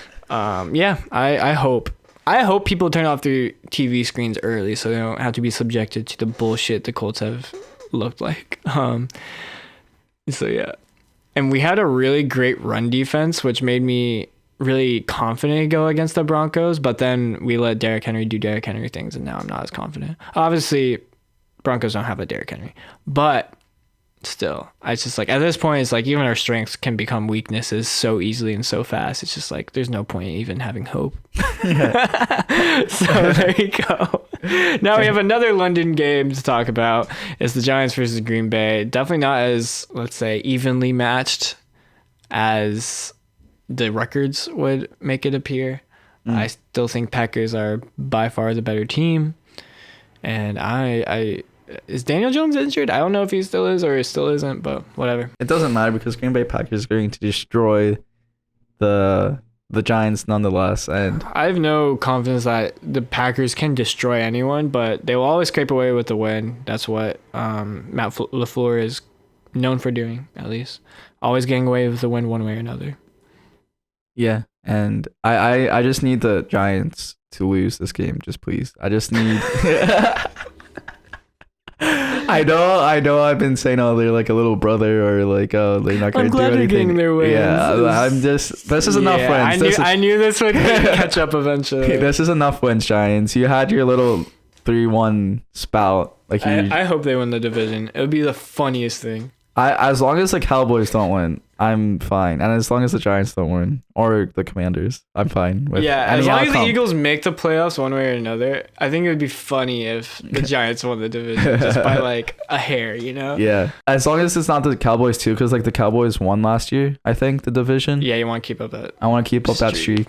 Because like he's going to win the NFC No East. back-to-back no one knows. winners. Since 2004. It's crazy. And the last second statistic from last, Colts and Broncos career games together, they're 14-14. They played a total of 28 games, and they're absolutely tied, 3 including a postseason spout. So it could literally go either way. Even the depth of statistics are saying that it could go either way. But fuck the Giants. Packers are gonna win. I got nothing much to say. Nice. Yeah, maybe if Jonathan Taylor is injured, we elevate Philip Lindsay, and then he just runs all over the Broncos. It's just like a revenge game. But I hope Jonathan Taylor plays. It's just so sad that the 1 week he's like injured, it's on a short week, and now he might miss a game, which hasn't happened in a very long time for him. So hoping it goes our way, because I love Jonathan Taylor. But I also want him to return healthier than ever. So I don't want to like put him into a situation where it could be even worse, like Tua. So yeah, agreed. Interesting artifacts. Oh no, I said that. But so yeah, I don't know why we started talking about that game again. well, I just wanted to. Oh right, you did the record, yeah. I just wanted to say the quick record because it's literally like a 50-50 odd of them winning, either team winning, and it's just interesting. And even historically, that they still have a 50-50 shot. But we got Buffalo Bills versus Pittsburgh Steelers. I got the Buffalo. Yeah, that's an easy. Fucking like. Fuck the Steelers. It's gonna be a welcome to the league sort of moment for Pickett. If I think they're still rolling with Pickett. It wasn't like they benched Trubisky out of injury, right? It was just Pickett's time now, right? I hope it's Pickett from here on out. I don't like it when like teams like they did this with Tua, like, oh, Tua, he's in the game, but then he didn't get the start the next week, and it's like, wait, what? It's like, why are we doing this? I saw a meme where it was like the Steelers after losing to the Jets are like, fan was looking at their schedule. It was like, oh fuck, we gotta play the Bills, Buccaneers, Dolphins, then the Eagles, back to back. And then, I mean, if you keep looking at it, like all these defenses, if you keep going, Saints, Bengals, even the Colts, when they're good, the only like mediocre defense you're going to run into is Falcons. Yeah. And that's in December. Like, this is going to be rough for the Steelers offense. Yeah. It's going to really be testing Pickett. This is if he starts. But yeah, and interesting dilemma. But then you got the Cleveland Browns versus the Los Angeles Chargers. I got the Los Angeles Chargers because fuck the Hey, Browns. we're agreeing a lot so far. Yeah. Look at us. Wow, it's like we have the same the same mind, The same brain. same brain. Can you give me back my brain? Nah. Yeah. Yeah, I think Chargers are the better 2-2 team here. I think Browns will eventually get back to their winning record. They just, we'll be 2-3 after this game. They could still win. Honestly, I won't count them out. Like, Chubb's good. Chargers have shown that they can't really stop the run after Dameon Pierce. So, actually, shit. This could be definitely a promising game for Cleveland. Chargers have been struggling the past few games. Not necessarily against the Texans, but they struggled in a lot of ways, allowing Texans to score 24 points. So there was some struggle there. So I'm not confident about picking the Chargers.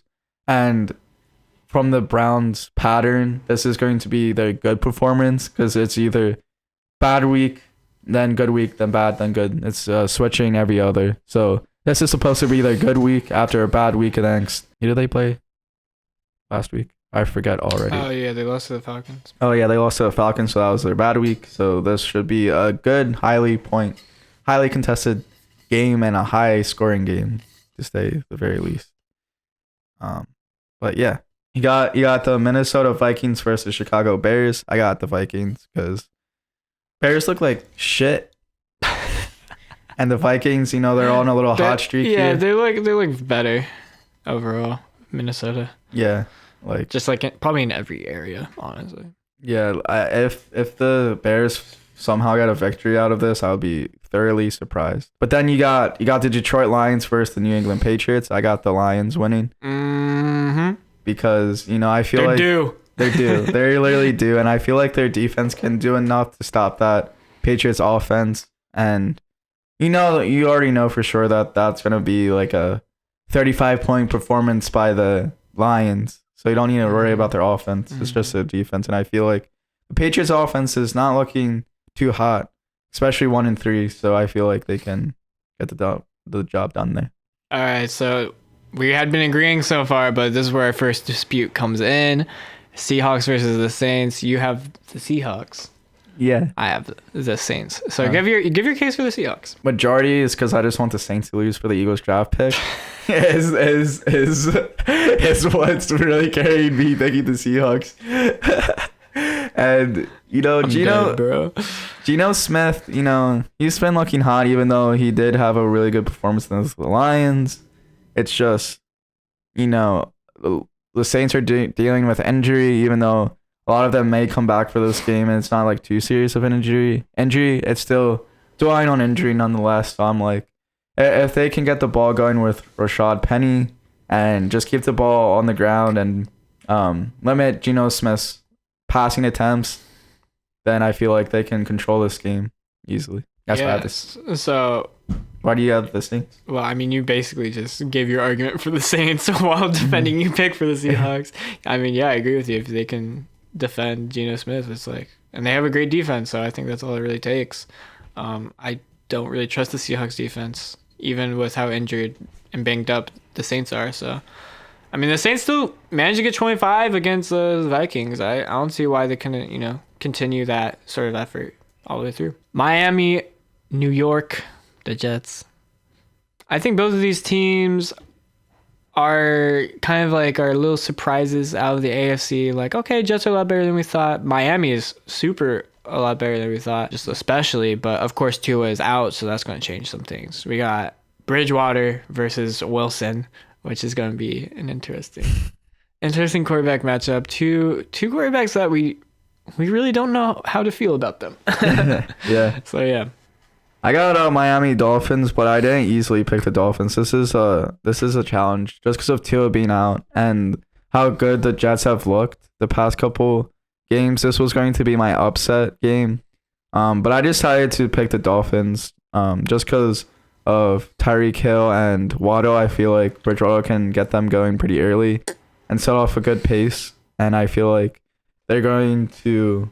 I don't know. I feel like they can get off to a decently fast start and just can kind of control it. I think Miami's defense is still really, really, really good. I think they're top 10 in the league, top 5 in the league. Maybe not top 5, but definitely top 10 in the league. And I feel like they can control the Jets to at least a minimal points where the Miami's Dolphins can get somewhat of a drive going and beat out the Jets. Yeah, I think this will be a low-scoring affair that the Jets will pull off, which I think all of the both Jets wins have been low-scoring affairs. So, yeah, I think if the Jets defense can, expose Bridgewater for, obviously just being the backup, then that's all it really takes. But obviously Tyreek Hill can do Tyreek Hill things. So it could definitely go either way. I'm not going to say like Miami is out of it just because they don't have Tua right now. I think they can still win games. But it's going to be a challenge for a new coach is like the main thing for me. It's like, okay, this is a new head coach now having to deal with his starter not being there.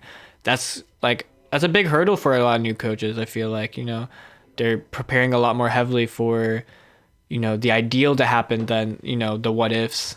Then that's things that kind of get developed by like veteran coaches over time.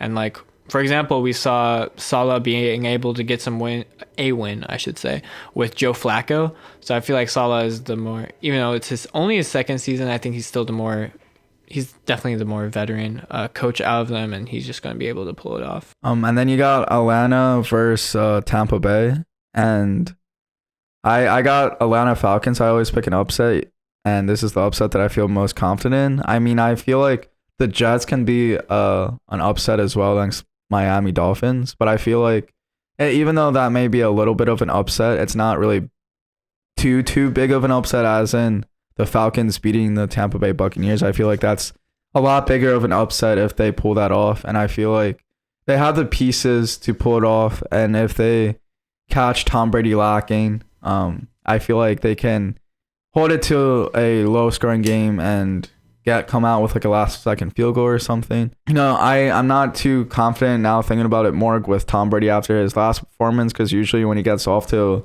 a hot start or a roll like that last game that he did against the Chiefs, I feel like he usually is good about continuing that for at least like 3 to 4 games, and you would have at least 3 to 4 games where he's like an MVP and then tapers out a little bit and then restarts the fire again. And I feel like that's kind of Tom Brady's pattern, at least in the regular season. So I think he's going to carry that high from last game against the Chiefs, even though they did in fact lose. I feel like Tom Brady has a possibility of continuing that and just absolutely flatlining the Falcons, where it's not even a close game and it's like a 40 to 20 point kind of game.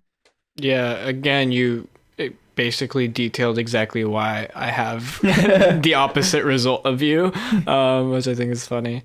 Yeah, I think Tom Brady is going to carry on that success against Atlanta because Atlanta defense did well against Browns, but this is definitely a very different offense, a very different dynamic in Tampa Bay. So I will expect different results accordingly.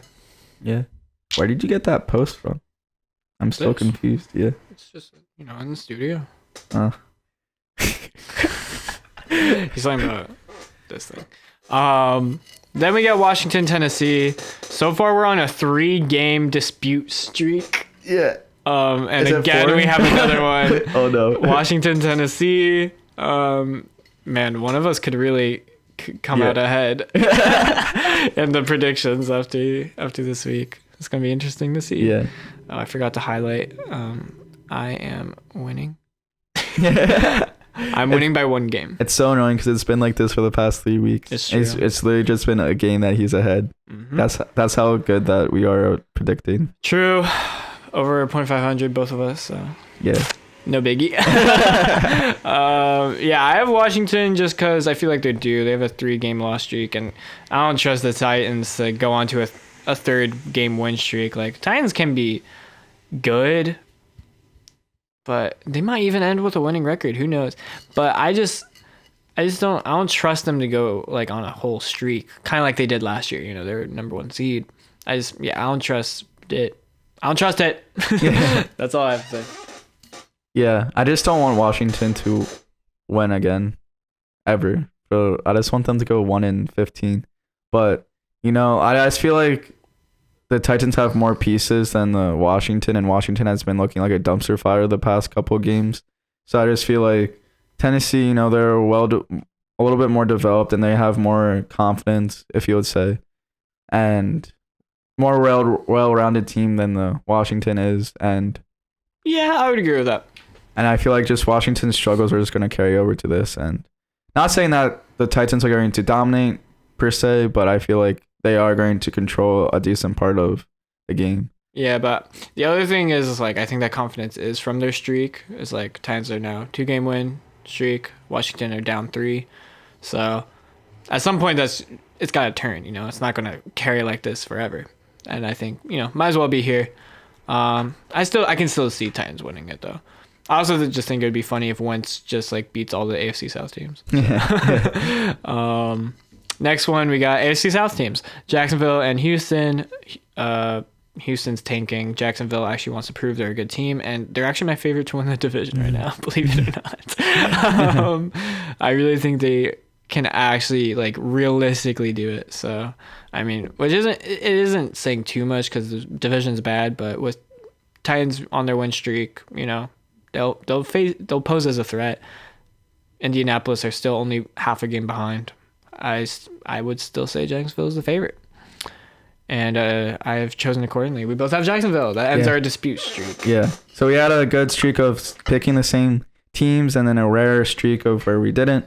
But yeah, for the same reasons I have Jacksonville. It's simple as that. Houston sucks. I'm not going to dive too deep Houston's into thinking. it. Yeah. That's all it is.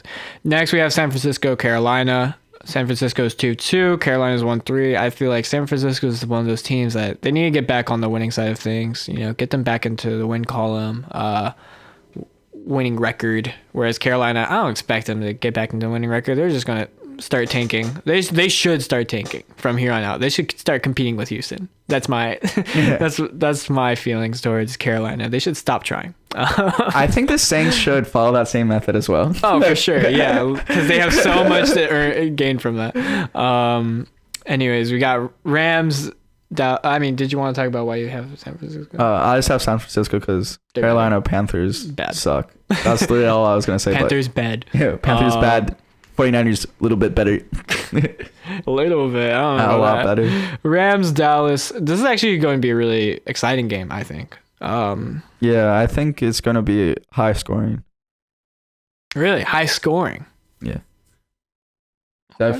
I feel like Matthew Stafford's going to come guns a-blazing after getting blown out by the 49ers.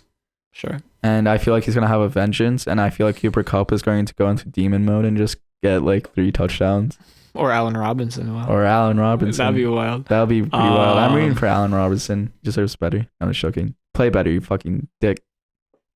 Holy shit. Yeah, I have Rams here. I think Dallas is due for one of those losses where it's just like, oh shit, yeah, we are playing with a backup. Forgot. And Rams, they're obviously going to have that Super Bowl hangover, but I still think they're going to be a winning team. I can't see them at 2-3. Maybe they will. It could go either way. I think so too. Like, look, if the Giants have to win to improve to 4-1, just so the Cowboys go to 3-2, please let that happen. Like, I don't care. If I have to sacrifice one of these teams being 4-1, please let it be the Giants and not the Cowboys. I can't deal with the Cowboys fans saying that they're so much better with a fucking backup. You know what that would do to me? You know what that would do for the family? Everything. They would lose everything. All for what, huh? The fuck? That was wild. All right, next one we got Arizona, Philadelphia. I got the Birds. You're gonna hate me, but I have Arizona, and I have a really good reason. It's not just like a meme like last time where I thought it'd be funny if Jacksonville won. Blah blah blah blah blah. I actually have a really good reason why I think Arizona could pose as the trap game that we've been anticipating eventually happening to Philadelphia. Are you ready? Yeah. The first 4 quarterbacks Philadelphia had to play. And I'm not saying one's better than the other. I'm just saying in order is Jared Goff, Kirk Cousins, Carson Wentz, Trevor Lawrence. All like top 10 quarterbacks. I don't know what you mean. I'm not even going to say anything about how good they are in general, but in the very specific area of them facing pressure, how they deal with pressure, I don't think any of them are that great. I think Jared Goff is bad at that. I think Kirk Cousins is bad at that. Trevor Lawrence had 4 fumbles, so we know he's bad at that. Wentz sacked a whole bunch. We know he's bad at that too with his fumbles. Kyler Murray is not that same guy. He is good at evading the pressure, and it's just a dynamic. The Philadelphia defense hasn't had the opportunity to play against yet, and it's going to provide an actual challenge all the way through the game. It's not just going to be like, oh, Arizona gets out ahead. I actually think that Philadelphia could get out ahead because Arizona has kind of been playing from behind a lot of their games.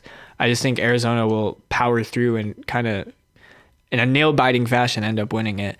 And it'll be kind of heartbreaking, of course, but I think it'll be a very fun quarterback battle regardless.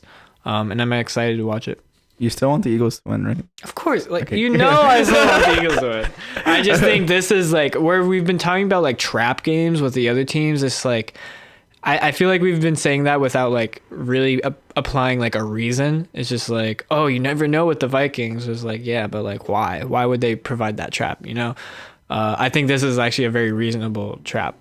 Yeah, I feel like my nervousness keeps increasing with games in this like winning streak because I feel the pressure of the entire league wanting the Eagles to lose because I feel like a lot of people just want the Eagles to lose, but it's not going to be this game. The Eagles are going to prevail and go 5-0, baby, and we're going to stay on top. All right. That's what I think. I think our defense is going to hold out. It's going to be a nail biter, like you said. I feel like Jalen Hurts is going to just do a little bit more. I feel like he's a little bit on of a roll. And Oh yeah, I mean Jalen Hurts by far is like, don't get me wrong, the better quarterback of the two as far as how they've been playing this season. And maybe just is the better quarterback. I'd be willing to start looking into that, but I still think, you know, I won't speak on it any further. I just think Kyler Murray is going to pose as a threat. Yeah, he's been carrying a lot high volume. They haven't been rushing as much. It's been very much in Arizona's hands, whereas, you know, Eagles have been stuffing the run a lot. We'll see what happens here. Yeah, I think it's going to be definitely a battle. And yeah, I just think that Jalen Hurts is going to make a couple more plays. Not many, but. Ooh, back-to-back primetime games for Cincinnati. We got Baltimore, Cincinnati, both 2-2. I actually have Cincinnati here. We have so many disputes. I got Baltimore this time. I just think that Lamar Jackson is very angry. He's going to avenge himself for last week's mistake, even though. For sure. It wasn't not even that big of a mistake, and he still played really well. It was a bad mistake, but it was basically his only mistake in the game, or of that caliber. And I just think that I'm gonna be coming back with a vengeance, and just gonna be like, yo, I'm Lamar Jackson. I'm Lamar motherfucking MVP Jackson. And yeah, I just feel like maybe it'll be a little bit of competition in the first half, but I just feel like Lamar Jackson is going to carry it away. Yeah. I just think it's like also we have to take into account it's a divisional game. Bengals had a really good success against the division last year, and I think I had them to start the year to have that same success, and they would win the division. And that's kind of like where I was leaning towards. Like, yeah, Baltimore has been looking better overall this season, but I think like Bengals starting here are going to start to pull ahead, and it's just basically just their success against the division. Whereas like I think Baltimore like has a better like matchup against like, let's say, Bills or the Chiefs. But I think for whatever reason Bengals just like have really good matchup against their own division, and that's what's going to happen. Yeah, I agree. No, you don't, because you have Baltimore. So I mean, I agree for why that would be the reason why the Bengals would win. Gotcha. Chiefs, Raiders. Oh my god, you got the Raiders winning? Oh my god, that's I actually do. fuck. Yo, let's talk about it. Let's talk about it. Why do you have the fucking Raiders winning? Why do you have the Chiefs winning? Because they're the Chiefs. Yeah. So my big reason is I'm tired of seeing Chiefs primetime. No, I'm joking. I want them to lose. I just think like the Chiefs aren't invincible, and we've seen that with the Buccaneers game, where the defense is just like kind of not pulling their weight, I guess. Mahomes will still have a good game. Don't get me wrong, because Vegas defense I'm not super confident in. I just think as far as like the other side of the ball, I feel like the Raiders offense is now starting to like get things together. Like Josh Jacobs is getting going. Oh, the camera. Fuck that shit. We were just at the end. Josh Jacobs is now getting going. I think, getting some pressure off of Devontae Adams. And I think the duo of Devontae Adams and Matt Collins is actually like really good. And I don't think the Chiefs defense has an answer for that. And even Darren Waller. Like, I just feel like that's too many weapons for the Chiefs to deal with. Whereas like I don't know, have they really had to deal with like that many weapons in other games? I'm not sure if they have.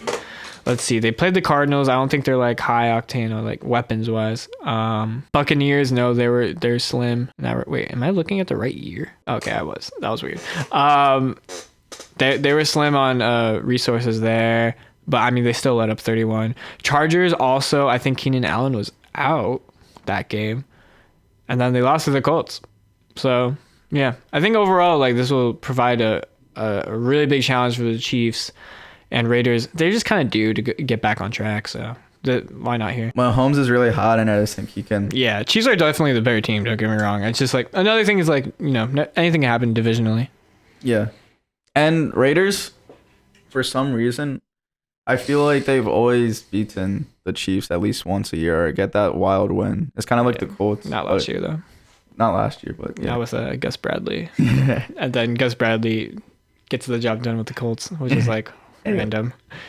Yeah. Revenge game. Revenge game, true. This was a weird predictions because like we had the same predictions up until the Saints game, and then 4 in a row, and then 3 the same, and then 3 to end it match. So we have 7 disputes this. Yeah, all the disputes came bunched up this time. Yeah, 7 is definitely the most we've had. That's almost half of the games. So yeah, didn't we have like 8 or 9 one year? I can't wait to. Yeah, there was one week we had like 8 or 9. It was just like, what the fuck. Yeah, I remember that one year when you like just picked everything that's opposite of me. No, yeah, that's every year. Yeah, every year the last week I do that. Mm-hmm. To try and give that last bit of hope that could pop up ahead if the crazy shit happens, but of course maybe I'll probably be doing it this year at the rate that it's going. Oh shit, I want to do that. Nah, I'm only 1 game ahead. What are you talking about? It's like there's no rate. I mean, like you're staying 1 game ahead, maybe I'll just tank and just pick the opposite. But fantasy, I just want to go over for the last 2 seconds. This is one of the longest podcasts that we've done sitting here. No, we've always been like at 2 hours. This is also basically 2 hours. So I mean, all year it's been basically 2 hours. Yeah, which is crazy because like we usually do like an hour and a half kind of game, but talk to me about fantasy, man. I'll be right here. Okay, I like this angle. It's an interesting angle. Blah blah blah blah. Talking about fantasy. You distracted me, man. You don't distracting me. Get it over with. I want to talk about it. I won in fantasy. I almost had the highest points in fantasy, but fucking it was between me and Thomas. I had Cooper Kupp. He had Deebo Samuel. I was a couple points ahead of him, but Deebo Samuel ended up getting a 50-yard pass that sealed the deal, and I lost by a point. Well, I didn't lose. I won the matchup by like 70 points, but I just wanted to get the most points in the league because I don't do that often. So I was like, I want to get the most points in the league, and I was like 2 points off from getting the highest, and it was a back and forth between that.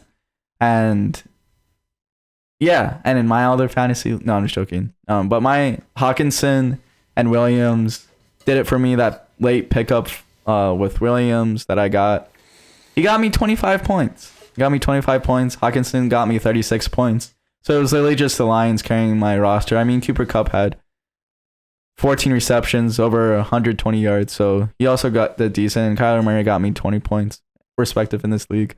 So yeah, that's it. I just wanted to reach 2 hours. That's all. But it's probably going to be under with cuts anyway. So it's probably going to be like an hour and 55 or something.